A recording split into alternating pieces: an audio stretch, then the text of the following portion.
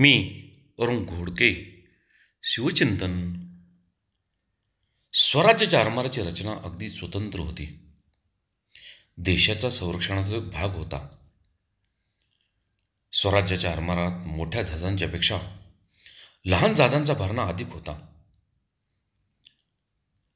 गडकोट किल्ले व जलदुर्ग बांधताना, स्वराज्याच्या आरमार उभारताना महाराजांना अक्षरशः पाण्यासारखा पैसा खर्च करावा लागला.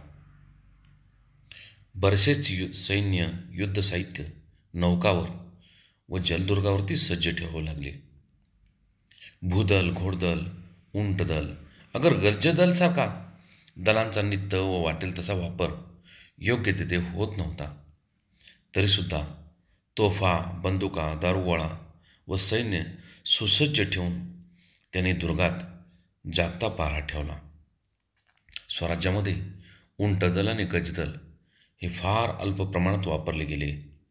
सतत गस्त जारी करून गनिम रोखण्यात व त्यांच्या प्रत्येक हालचालीवरती नजर ठेवण्याच्या तत्कालीन अधिकाऱ्यांना हुकूम सोडला गेला.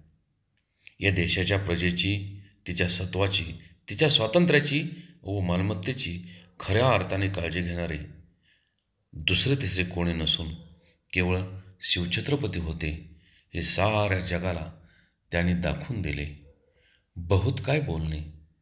राम कृष्ण हरी.